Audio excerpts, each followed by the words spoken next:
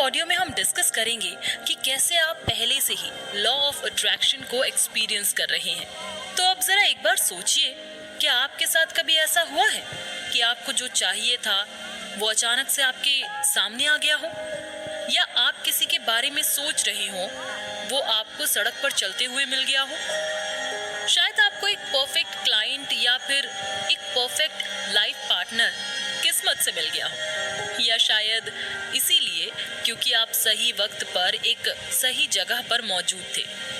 अगर ऐसे एक्सपीरियंसेस आपकी जिंदगी में भी हुए हैं तो ये सबूत है कि आपने अपनी लाइफ में लॉ ऑफ अट्रैक्शन का अनुभव किया है। क्या आपने उन लोगों के बारे में सुना है जो बार बार गलत रिलेशनशिप्स का हिस्सा बनते चले जाते हैं और फिर शिकायत करते रहते हैं कि उन्हें ही ऐसी रिलेशनशिप्स क्यों मिलती हैं?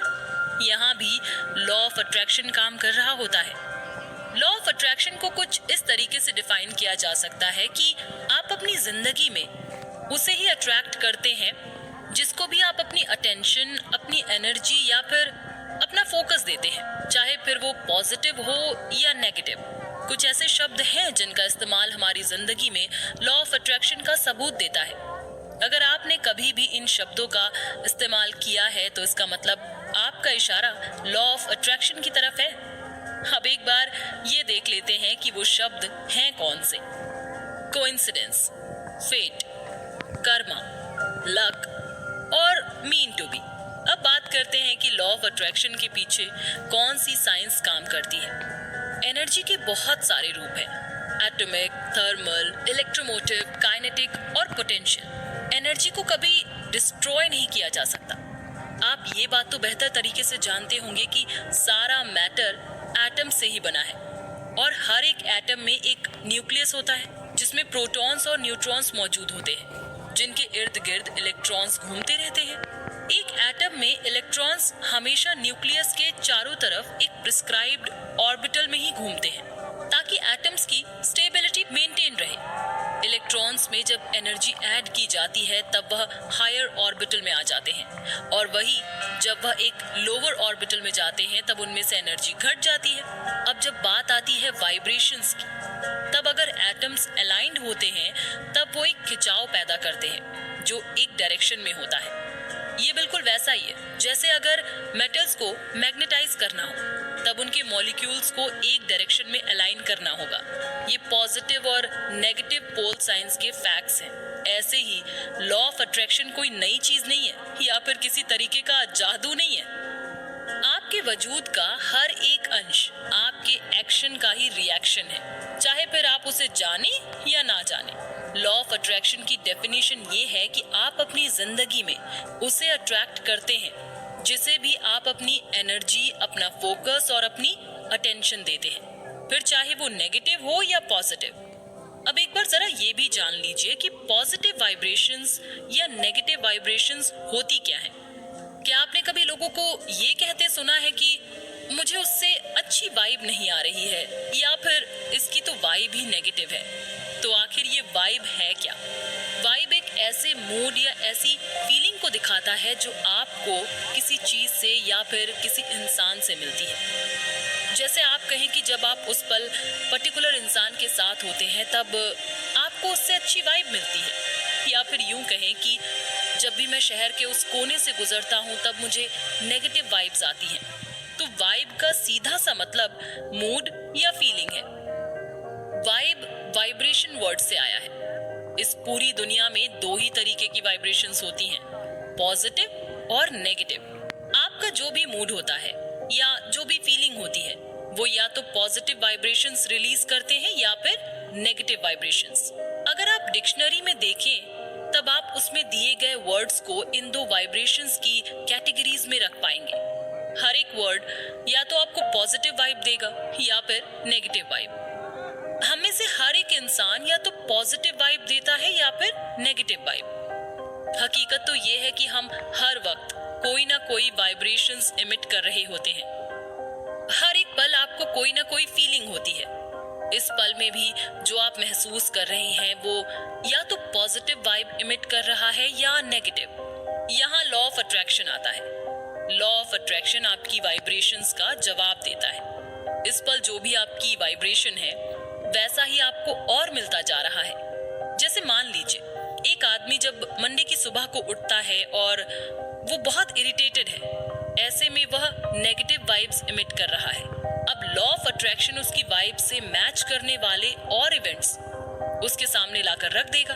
जब ये आदमी अपने बेड से उठेगा तब उसके पैर का अंगूठा जख्मी हो जाएगा, नाश्ता बनाते वक्त उसका टोस्ट जल जाएगा, वो रास्ते में ट्रैफिक में फंसा रहेगा, उसका एक क्लाइंट मीटिंग कैंसिल कर देगा और फिर वो इंसान कहेगा कि आज तो मुझे बेड से बाहर निकलना ही नहीं चाहिए था।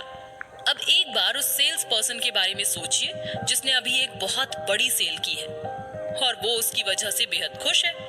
यहाँ वो sales person positive vibes release कर रहा है और कुछ ही देर बाद उसकी एक और अच्छी सेल हो गई। इन दोनों ही एग्जाम्पल्स में लॉ ऑफ अट्रैक्शन ने अपना काम किया और जिसकी जैसी वाइब थी उसे वैसे ही और हालात दे दिए, फिर बेशक वह पॉजिटिव थे या नेगेटिव। अब ऑडियो खत्म होने से पहले एक बार फिर समझ लेते हैं। आज का डिस्कस किया हुआ टॉपिक वाइब्रेशंस दो तरीके की होती हैं, पॉजिटिव वाइब्रेशंस और नेगेटिव वाइब्रेशन। आ रही हो। अगर आप इसे ठीक करना चाहते हैं तो इसका एक ही तरीका है और वो है डेलिब्रेट अट्रैक्शन। अब अगली ऑडियो में हम जानेंगे कि लॉ ऑफ अट्रैक्शन में शब्द। आज के ऑडियो में जो टॉपिक हम डिस्कस करने वाले हैं वो है non deliberate attraction. Law of attraction आपकी भेजी गई हर एक वाइब्रेशन को रिस्पॉन्ड करता है, चाहे वो नेगेटिव हो या फिर पॉजिटिव। वो हमेशा आपकी वाइब्रेशंस का जवाब देगा। बहुत सारे लोग होते हैं जो हमेशा ये सोचते रहते हैं कि क्यों उन्हें एक ही हालात बार बार मिलते चले जा रहे हैं। वो इस बात से पूरी तरह से श्योर होते हैं कि वो कोई भी नेगेटिव वाइब्स रिलीज नहीं कर रहे हैं, फिर भी उनकी जिंदगी के किसी न किसी पहलू में उनके साथ नेगेटिव एक्सपीरियंसेस हो रहे होते हैं। इसका कारण है नॉन डेलिब्रेट अट्रैक्शन। ऐसा इसलिए होता है क्योंकि वो एक नेगेटिव वाइब रिलीज कर रहे होते हैं, वो भी नॉन डेलिबरेटली, क्योंकि जो भी उन्हें मिल रहा होता है वो उसे ऑब्जर्व करके नॉन डेलिबरेटली नेगेटिव वाइब को सेंड कर रहे होते हैं। जैसे मान लीजिए अगर आप अपना वॉलेट खोलते हैं और उसमें आपको पैसे नहीं दिखते हैं। अब अपने पैसों को अपने वॉलेट में आप ना देखकर आप कमी की, डर की या किसी भी और तरह की नेगेटिव वाइब को रिलीज कर रहे होते हैं। जब भी आप ऐसा सब सोच समझ कर या अपनी मर्जी से नहीं कर रहे होते हैं, बल्कि ये सब ना चाहकर हो रहा होता है, जिसकी वजह से आप एक नेगेटिव वाइब रिलीज कर रहे होते हैं और लॉ ऑफ अट्रैक्शन से आपको बदले में खराब हालात मिल रहे होते हैं। हमें ये नहीं पता होता है कि हमारा कौन सा एक्शन नेगेटिव वाइब्स का कारण हो सकता है। आप कुछ नेगेटिव सोच रहे हो या दिन में कुछ नेगेटिव सपने देख रहे हो या फिर सिर्फ नेगेटिविटी को ऑब्जर्व कर रहे हो, जैसा इस केस में था।